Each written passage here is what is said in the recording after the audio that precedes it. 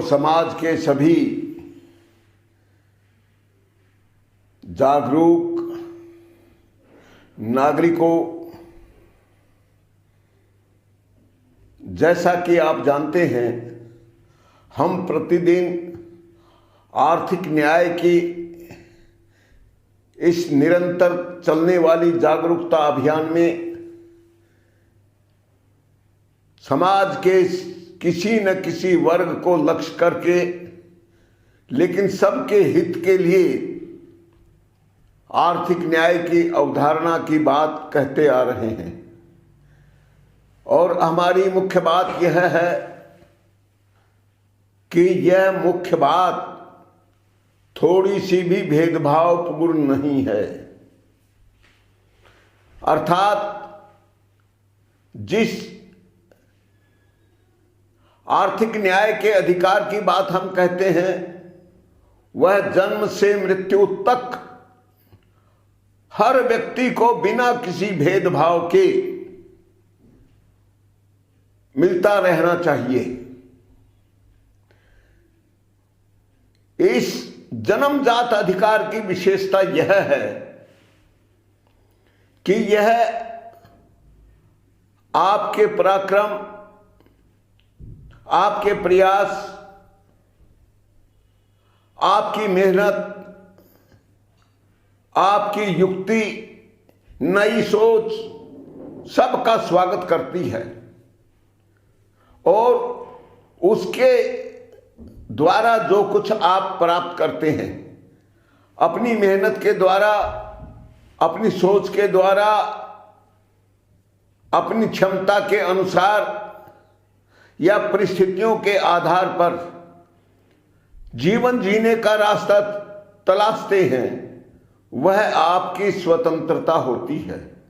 आप चाहें जिस भी मार्ग को पकड़ें, वह आप अपने ध्यान परिस्थितियों को ध्यान में रखकर वह मार्ग तो चुनते ही हैं, लेकिन जो सामाजिक व्यवस्था है, जो देश की अर्थव्यवस्था है, जो दुनिया की अर्थव्यवस्था है, उन सभी में अगर सबका न्यायपूर्ण अधिकार परिभाषित भी नहीं होता, मिलने की बात तो छोड़िए, तो फिर समाज में जो गंभीर आर्थिक असमानता है, जो शोषण है, जो अन्याय है, जो अत्याचार है, जो अक्षम लोग हैं, जो जीवन की भाग दौड़ में किसी भी कारण से पीछे छूट जाते हैं, आखिर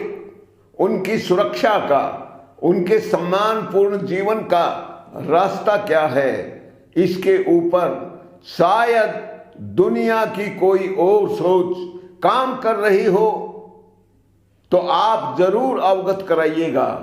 लेकिन जहां तक हमारी नजर जाती है तो सब लोग अनेक प्रकार के प्रतिबंध, उपबंध लगाकर केवल कुछ लोगों को लाभान्वित करना चाहते हैं और उसका परिणाम होता है कि कुछ लोग हर जगह छूट जाते हैं। उन लोगों के लिए क्या हमारे पास कोई सोच नहीं है? और यदि सोच है तो क्या वह मानवीय नहीं होनी चाहिए? और मानवीय सोच के आधार पर जब हम किसी निष्कर्ष पर पहुंचते हैं तो आपको यह स्वीकार करना चाहिए कि हम सबका जन्म सिद्ध अधिकार अगर न्याय के आधार पर होना चाहिए तो वह सबका समान होना चाहिए। अर्थात यह जो जन्म सिद्ध अधिकार है, ये आपके द्वारा किए गए परिश्रम आदि का परिणाम नहीं, बल्कि संपूर्ण देश की या संपूर्ण विश्व की अर्थव्यवस्था से मिलने वाले शुद्ध लाभ में आपकी हिस्सेदारी है, जो हर व्यक्ति को बिना किसी भेदभाव के, बिना स्त्री पुरुष, पढ़ा लिखा अनपढ़, गांव का या शहर का या किसी भी जाति का क्यों न हो, ये ऊंच नीच या किसी भी आधार पर SC ST के वर्ग में रंग भेद के नाम पर छोड़ा नहीं गया हो और यह अधिकार सबका सहज रूप से समान हो। तो बंधुओं, इसके ऊपर मैं समझता हूं सभी मानवतावादी, न्याय में विश्वास करने वाले बिल्कुल पूरी तरह निष्पक्ष लोगों की दृष्टि तो एक ही होगी कि हाँ, यह न्यायपूर्ण अधिकार यह सबका समान होना चाहिए और यह सबको लाभांश के रूप में समानता के आधार पर निरंतर, मतलब जन्म से मृत्यु तक मिलते रहे, तो उससे पूरी मानवता सुखी भी होगी।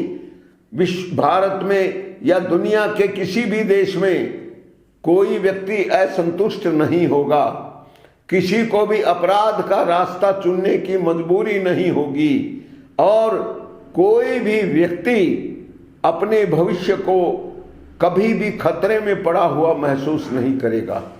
अर्थात बात एकदम सीधी सपाट है कि यह निरापद, यह जन्म सिद्ध अधिकार प्रत्येक व्यक्ति को यदि मिलता रहे तो मैं समझता हूं कि सुंदरतम विश्व की जो परिकल्पना हमारे दिमाग में होती है वह प्रत्येक व्यक्ति के हृदय में पैदा होगी और हम एक विशाल परिवार की तरह सुखपूर्वक रह सकेंगे। तो बंधुओं, आज के इस एपिसोड में हमारे एक अनुभवी और पूर्व परिचित मित्र का कहना यह है कि हम लोग एक विचार जो खासकर उत्तर प्रदेश, पंजाब और आसाम या उत्तर पूर्व के कुछ क्षेत्रों में फैल रहा है, बात आ रही है कि यह कौन विचार क्या है और इसका आर्थिक न्याय से किस प्रकार संबंध जुड़ता है। वह विचार है वोटर पेंशन का। वोटर पेंशन में कहा यह गया है कि जब कोई नागरिक, यानी भारत के संदर्भ में कहा गया है कि भारत का कोई भी नागरिक जब 18 साल का होता है तो उसी समय जैसे ही वह नागरिक बनता है उसे यह वोटर पेंशन मिलनी चाहिए। यानी जब वो शुरू हो जाएगी तो वह जब तक भारत का नागरिक है, वोट देने का अधिकार है, तब तक ये वोटर पेंशन भी बिना किसी बाधा के उसे मिलती रहेगी। तो क्या यह आर्थिक न्याय से मेल खाता है? इससे बढ़िया है? इससे घटिया है? इसके ऊपर भी आपकी नजर जानी चाहिए। और यदि इस तरह का करने से सामान्य आदमी के मन में, सामान्य आदमी के जीवन में अगर अधिक प्रकाश होता है, वह इसके और अधिक आकर्षित होता है, तो फिर यह अधिकार तो जन्मजात होना चाहिए। फिर यह वोटर पेंशन का विचार हमारे इस आर्थिक न्याय के विचार से अधिक अच्छा होगा। लेकिन मैं आपको कहना चाहता हूं कि आप जब इस पर विचार करें तो इस बात को जरूर ध्यान में रखें कि अगर हम दोनों में तुलना करते हैं तो तुलना करते समय हमारे दिमाग से कोई भी बात छूटनी नहीं चाहिए। और खासकर जो मुख्य बात है, यदि वह छूट गई तो हम उसकी गणना में विफल सिद्ध होंगे। तो बंधुओं, पहली बात तो यह है कि अगर हम वोटर पेंशन को वोटरशिप के सिद्धांत के आधार पर अगर क्रियान्वित करते हैं, वोटर पेंशन का अधिकार स्वीकार करते हैं, तो उसमें सबसे बड़ी कठिनाई तो यह है कि जब व्यक्ति पैदा होता है तो उसका जन्म होने के तत्काल बाद उसे यह अधिकार नहीं मिलता। क्यों? क्योंकि जब वह वोटर हो जाएगा तो यह अधिकार पैदा होगा। तो वोटर कब बनेगा? 18 साल होने पर। अब सवाल इस बात का है, एक गरीब घर में पैदा होने वाला व्यक्ति, बच्चा जब पैदा होगा तो उसे जीवन का अधिकार क्या मिलेगा? तो यदि वोटर पेंशन को हमने आधार माना तो उसे यह लाभ नहीं मिलेगा। यह लाभ उसे 18 वर्ष का होने के बाद, और वो भी वोटर बनने के बाद, केवल तभी शुरू होगा। अब 18 साल का गरीब घर का बच्चा, चाहे लड़का हो या लड़की, इस बात का प्रश्न नहीं है, क्योंकि वोटर पेंशन में भी इस बात का फर्क नहीं किया गया है, और आर्थिक न्याय के विचार में भी हम यह भेदभाव नहीं करते हैं। लेकिन फर्क तो, मुख्य फर्क तो सबसे बड़ा यह है कि वह 18 साल के बाद मिलने लगेगा, और हमारा जन्म सिद्ध अधिकार जन्म के साथ ही पैदा हो जाएगा। अर्थात जिस दिन हमारे विचार के अनुसार बच्चा पैदा होगा, उसी दिन से उसको यह लाभांश उसके जन्म सिद्ध अधिकार के रूप में मिलेगा। लेकिन यदि वोटर पेंशन मिलेगी तो 18 साल का होने के बाद। अब अमीर घर का बालक तो जैसे ही पैदा होता है, उस घर की आर्थिक स्थिति के अनुसार उसे सारी सुविधाएं मिलती हैं। उसे दवा की, चिकित्सा की सारी सुविधा मिलती है, सुरक्षा की, गर्म कपड़ों की, अच्छे कपड़ों की, जो उसे ऋतुएं बदलने पर ज्यादा सुखदायी हो, ज्यादा स्वस्थ रखें, ज्यादा खुश रखें, वे सारी सुविधाएं सहज रूप से मिल जाती हैं। लेकिन गरीब घर के लोग, बच्चों को यह सुविधाएं कब मिलती हैं? अब 18 साल की प्रतीक्षा करेंगे तो वो बच्चा जिएगा या मरेगा, इसकी भी कोई गारंटी नहीं, क्योंकि उससे कोई उसको फायदा नहीं हुआ। इसी तरह 18 साल का होने से पहले वह किस स्कूल में जाएगा, वहां का खर्च पानी कौन चलाएगा, सारी उसकी शिक्षा दीक्षा की व्यवस्था कौन करेगा, ये सारे सवाल भी पैदा होंगे। इसके साथ साथ अनेक लोगों के वोटर बनने में भारी परेशानियां होती हैं। कुछ षड्यंत्रकारी लोग नाम कटवा देते हैं, कुछ लोगों को जबरदस्ती गलत ढंग से जुड़वा देते हैं। अर्थात यह समस्या उनके साथ भी आएगी। यह बात भी बहुत बड़ी बात है, और इसके कारण अनेक लोग इस लाभ से वंचित हो जाएंगे, तो अनेक लोग अनुचित रूप से यह लाभ प्राप्त भी कर लेंगे। और यदि मान लो वोटर बनने में देर हो गई तो फिर तो भगवान मालिक है। इसलिए बंधुओं, जो सबसे बड़ी कठिनाई है वो तो वोटर बनने तक की है। 18 साल का होने से पहले अगर उसका समुचित विकास नहीं हुआ, समुचित सुरक्षा नहीं हुई, उसकी शिक्षा चिकित्सा उसका भी ठीक प्रकार से पालन नहीं हुआ, तो फिर वह योग्य नागरिक कैसे बनेगा? मेरी चिंता यही है कि जब वह योग्य नागरिक ही नहीं बनेगा, उसकी सुरक्षा की कोई गारंटी नहीं होगी, उसे अच्छा खान पान मिला कि नहीं, उसे अच्छी परवरिश मिली कि नहीं, यह तो उसके अभिभावक या पालक की आर्थिक स्थिति पर निर्भर है। तो समाज क्या किया? समाज ने तो तब उसकी सुध ली जब वह उससे निकलकर बाहर आ गया और जिंदा बच गया। और जिंदा तो बच गया, योग्य नागरिक बना कि नहीं, यह भी उसने चिंता नहीं की। तो मैं यह प्रश्न उन व्यक्तियों से पूछना चाहता हूं जो बार बार वोटर पेंशन की बात करते हैं किंतु न्यायपूर्ण जन्म सिद्ध अधिकार को खारिज करते हैं। क्या उनके पास कोई कारण है? वह किस जाति का है, किस संप्रदाय का है, किस क्षेत्र का है, क्या करता है? हमने ये बात तो पूछी नहीं। हम इसको पूछने की आवश्यकता भी नहीं मानते।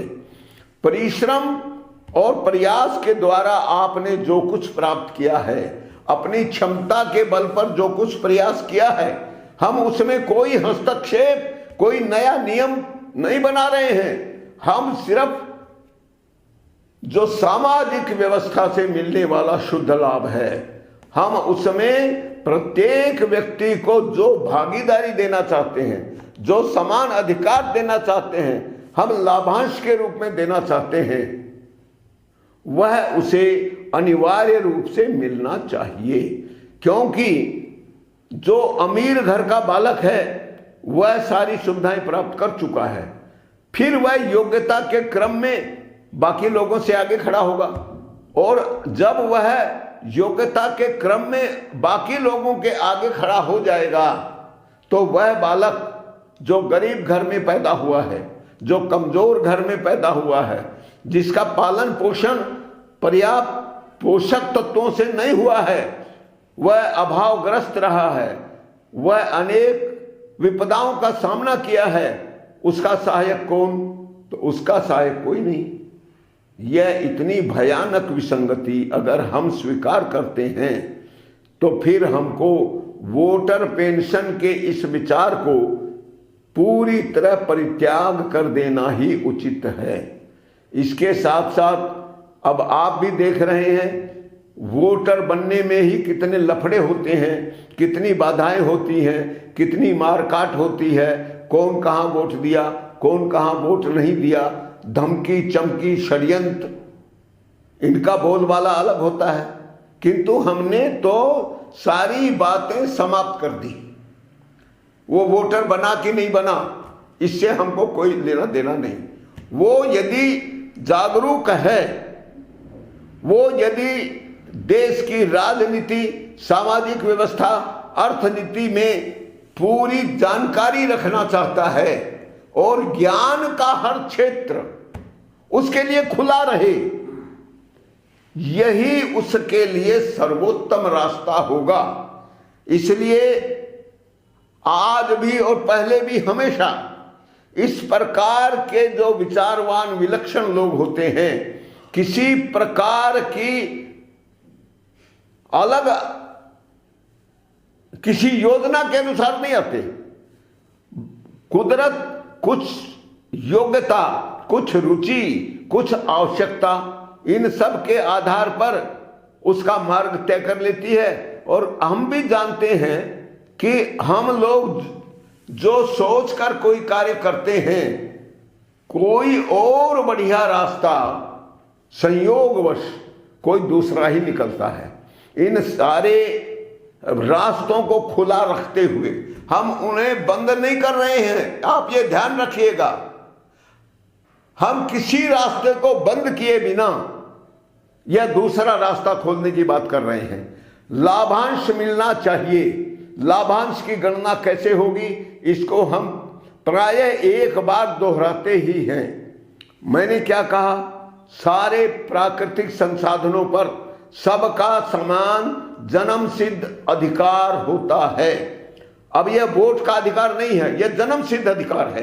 वोटर बने या नहीं बने, वहां वोट का अधिकार हो या नहीं हो, इसके ऊपर भी हमारी कोई वो नहीं। क्योंकि भारत में अनेक ऐसे लोग हैं जो वोट के अधिकार को सत्यानाश की जड़ मानते हैं। मैं भी उनमें से एक हूं। मेरे को भी वोट का यह अधिकार यह समाज में सही नहीं लगता। अनेक लोगों ने तो वोट के नाम पर जिस प्रकार की व्यवस्था बन जाती है, इसे मूर्खों की व्यवस्था, अपराधियों की व्यवस्था, शातिर लोगों की व्यवस्था, धोखेबाजों की व्यवस्था और झूठ और बेईमानी करने वाले लोगों की व्यवस्था कहा है। और इसका कारण भी है, यह जो आयकर और जीएसटी जैसी कर प्रणालियां हैं, यह पूरी तौर पर झूठ और पाखंड का पुलिंदा है। मैं यह पूरी तौर पर जिम्मेदारी के साथ अपने लगातार के अध्ययन के आधार पर कह रहा हूं। और किसी भी तथाकथित महायोग्य, बुद्धिमान, बुद्धिजीवी या कुछ भी कहलाने वाले व्यक्ति से सीधी और पूरी जनता के सामने वार्तालाप, संवाद करने के लिए तैयार हूं। अगर मेरी बात में खोट निकल जाए तो मैं सुधार करने को तैयार हूं, और यदि मेरी बात में कोई खोट नहीं है तो फिर क्या उसे अपनी हार स्वीकार नहीं कर लेनी चाहिए। वस्तुतः इसके लिए मैं हार शब्द का प्रयोग करना भी नहीं चाहता। मेरे मन में किसी प्रकार का दंभ नहीं है।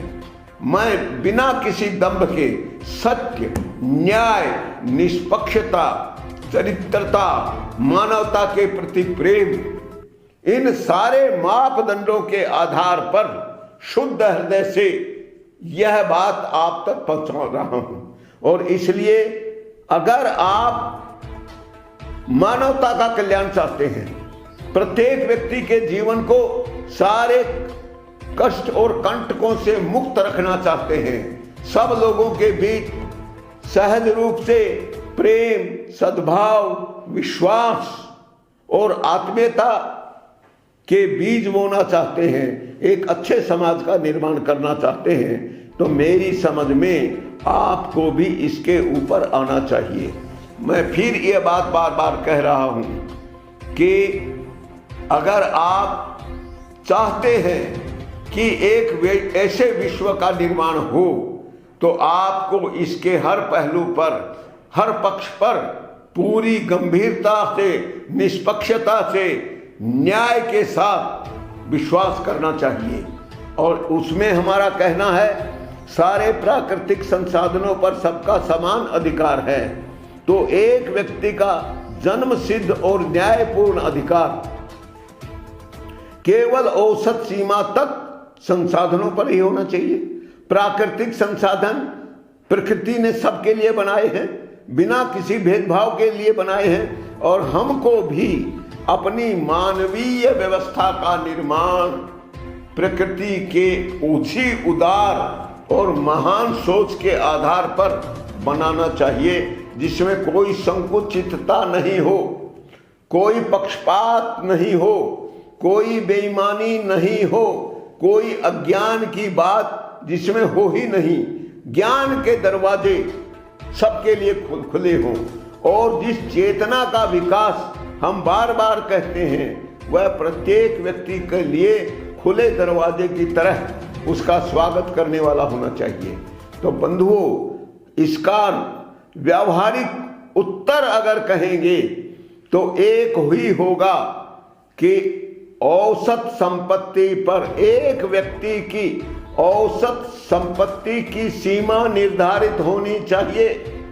अर्थात अगर हम समाज की पूर्ण संपत्ति, सब प्रकार की संपत्ति, उसका आज की स्थिति में मूल्यांकन करें, और जो समाज में जनसंख्या हो, लोगों की संख्या हो, उस संख्या को उससे भाग दे दें, तो कितना आएगा? वह औसत संपत्ति प्रत्येक व्यक्ति का जन्म सिद्ध अधिकार माना जाना चाहिए। लेकिन इसके साथ साथ यह बात भी आपके ध्यान में आनी चाहिए कि यह आप ठीक ढंग से ग्रहण करें। हमारा कहना यह है कि आप अगर अपनी योग्यता, क्षमता, विवेक, बुद्धि और रुचि और आवश्यकता के अनुसार रास्ते का चयन करते हैं, तो यह स्वाभाविक ही है। सबकी योग्यता, क्षमता, रुचि, विश्वास, खर्च करने की इच्छा यह बराबर नहीं होती। इसलिए हर व्यक्ति को कमाने और खाने का पूर्ण स्वातंत्र्य मिलना चाहिए, उसमें कोई व्यवधान नहीं होना चाहिए। लेकिन हर व्यक्ति के पास जो संपत्ति संचित हो, उसका वर्तमान मूल्य, उसके आधार पर उसका मूल्यांकन हो। उसका मूल्यांकन की प्रक्रिया क्या हो, इसको मैं कभी दूसरे एपिसोड में बहुत स्पष्टता के साथ कहूंगा, क्योंकि उसमें भी अनेक पेच हैं। और अगर मुझे उस पर कुछ कहना हो तो आयकर और जीएसटी सहित विश्व में जितने भी कर प्रणालियों के प्रकार बने हुए हैं, वे सारी दोषपूर्ण हैं, धूर्ततापूर्ण हैं। जो शक्तिशाली लोग हैं, उनके अनुचित हितों की रक्षा करने के लिए बनाई गई है, और समाज को सच्चाई से अनभिज्ञ, अनजान रखने का प्रयास किया जाता है। और दुर्भाग्य की बात यह है कि वही संविधान हमारे देश में भी काम कर रहा है, जो सत्ता में बैठे हुए व्यक्ति को गोपनीयता का अधिकार देता है। कमाल की बात यह है कि लोकतंत्र के नाम पर इतना बड़ा फर्जीवाड़ा, इतनी बड़ी धोखाधड़ी पूरे विश्व के साथ हो रही है। लेकिन कमाल की बात यही है कि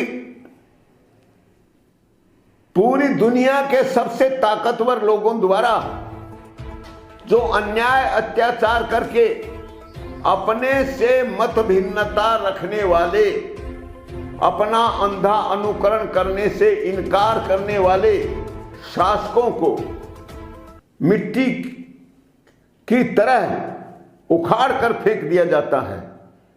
आपको भी याद होगा, मैं इस अवसर पर इराक के तानाशाह कहे जाने वाले, मैं तो कहूंगा वो शासक था, इसमें दो मत नहीं है, उस और इराक पर हमला क्यों किया, इसका कोई कारण आज तक कोई नहीं बता पाया।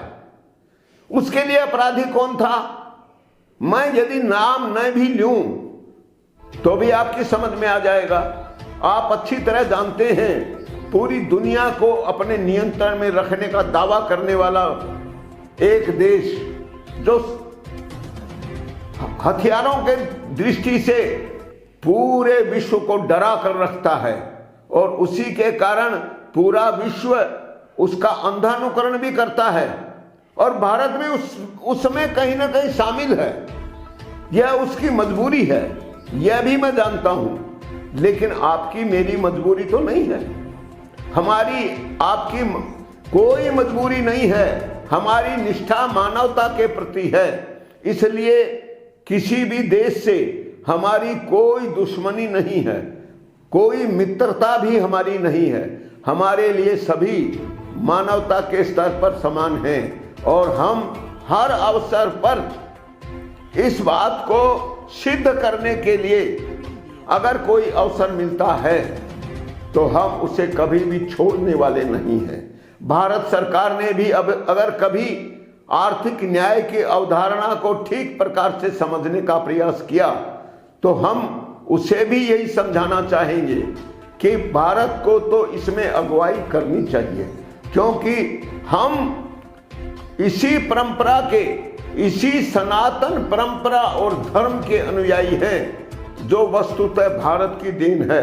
और इसीलिए मैं तो जब अपने बारे में सोचता हूं कि यह मेरे मन में बात क्यों आई, तो मुझे एक ही उत्तर मिला कि मैं भी उन्हीं ऋषि मुनियों का वंशज हूं, और उनके ही रगों में जो खून बह रहा था वही खून आज मेरी रगों में बह रहा है, और इसीलिए यह बात मेरे मुंह से निकल रही है। लेकिन मैं यह भी कह दूं कि यह भारत की कोई ठेकेदारी नहीं है।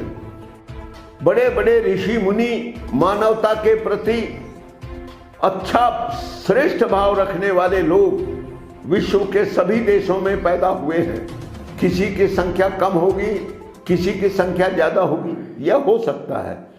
यह तो भविष्य में प्रकृति का नहीं पता कि वह किसके मन में क्या भाव पैदा करेगी, और कौन सा नया विचार कहां से, किस देश के किस कोने से उत्पन्न होगा और पूरी मानवता को प्रभावित कर लेगा। इसलिए उसमें आपको कोई भेदभाव भी नहीं करना चाहिए, और जो हमारा मूल विचार है, जो न्याय के आधार पर कहा जाता है, उसके ऊपर अपनी दृष्टि केंद्रित रखनी चाहिए। अर्थात अगर हमारा यह विचार न्याय के आधार पर परिभाषित नहीं होगा तो फिर कोई दूसरा सर्वमान्य विचार, कोई आधार हम खोज भी नहीं पाएंगे जिसे सब लोग सहज रूप से शांति, विश्वास, प्रेम, आत्मीयता और अन्य किसी भी आधार पर सहज रूप से अपना समर्थन दे सके। किसी के मन में भी छोटे बड़े और पक्षपात का कोई विचार नहीं आए और सभी सहज रूप से सुंदरतम जीवन जी सके। कोई किसी के मार्ग की बाधा न हो, कोई उसका शासक नहीं हो, यानी हर व्यक्ति का आंतरिक शासक, उसकी चेतना, उसके हृदय में पैदा होने वाला समानता का भाव वही होना चाहिए। यही भारत की सीख है, ये सनातन धर्म की सीख है। और हम उसकी उन्हीं प्राचीन स्मृतियों को पुनर्जीवित करते हुए, सहज रूप से उन्हें मान्यता प्रदान करते हुए हम यथार्थ रूप में दुनिया में फिर स्थापित करने का प्रयास करेंगे। लेकिन इस बात में मेरा कोई दुराग्रह नहीं है कि मानवता के हित के लिए अगर इससे हटकर कोई बात आती है तो हम उसे भी उसी तरह स्वीकार करेंगे। और इन भावों के साथ आज का यह कार्यक्रम मैं समझता हूं समाप्त होता है। लेकिन मैं इस बात के साथ फिर आपसे आग्रह करता हूं कि वोटर पेंशन को यदि आप स्वीकार करते हैं तो उसके गुण दोष के आधार पर स्वीकार करें। आप यह ध्यान रखें कि वोटर पेंशन 18 साल की उम्र के बाद ही शुरू होगी, जबकि यदि हम न्याय के आधार पर बात को स्वीकार करते हैं तो यह जन्म से मृत्यु तक सहज रूप से बिना किसी भेदभाव के मिलने वाला विचार होगा। स्त्री और पुरुष, उनके बीच भी सामाजिक व्यवस्था और परंपराओं के कारण अनेक प्रकार के भेदभाव होते हैं। और अनेक लड़कियां यह आरोप लगाती हैं, या आरोप न भी लगाएं तो उनके मन में कुंठा पैदा होती है कि अगर वो लड़की के रूप में नहीं पैदा होती तो शायद उसके माँ बाप उसके साथ वह भेदभाव नहीं करते।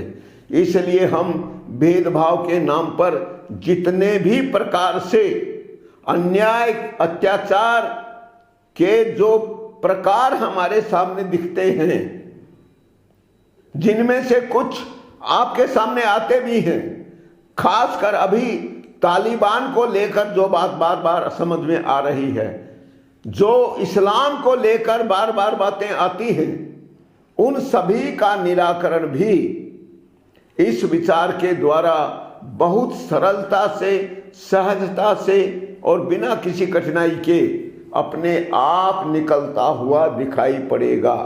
इसलिए बंधुओं, मेरा तो सिर्फ यह कहना है कि आपके मन में जो विचार आए, जिस भी बात के ऊपर आपको लगे कि हमको स्पष्टीकरण मिलना चाहिए, तो आपका हृदय से स्वागत है, आपका हमेशा से स्वागत है।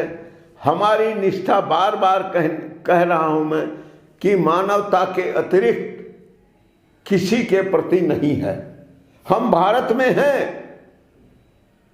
भारत ने वसुधैव कुटुंबकम की बात केवल भारत के लिए नहीं की है, और इसीलिए भारत बाकी दुनिया से श्रेष्ठ है।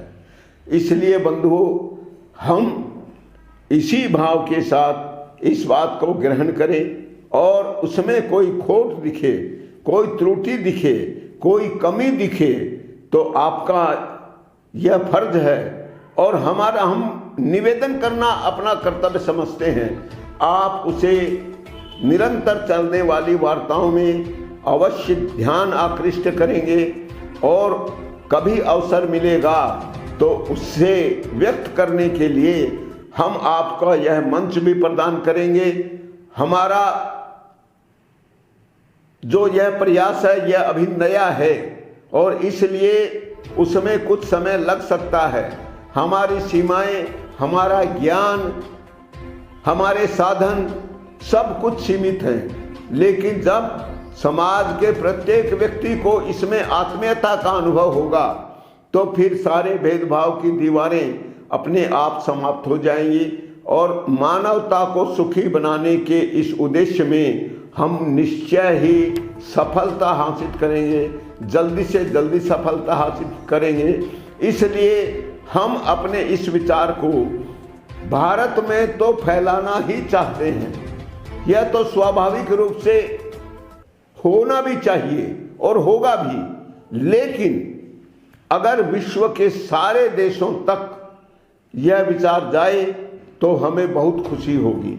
खासकर हम अपना यह विचार हिंदी भाषा में व्यक्त कर रहे हैं, इसलिए गैर हिंदी भाषी जो लोग हैं उन तक अपने विचार को फैलाने में, प्रचारित करने में हम बहुत ही कमजोर हैं। और जो लोग इसमें सक्षम हैं उन लोगों का यह प्रयास है कि अगर यह मानवता के हित में है तो फिर अपने ज्ञान का उपयोग, अपने साधनों का उपयोग, अपनी स्थानीय स्थितियों का उपयोग आपको मानवता के पक्ष में करना चाहिए। और इन्हीं शब्दों के साथ मैं अपनी बात को समाप्त करता हूँ। नमस्कार, जय भारत, जय जगत।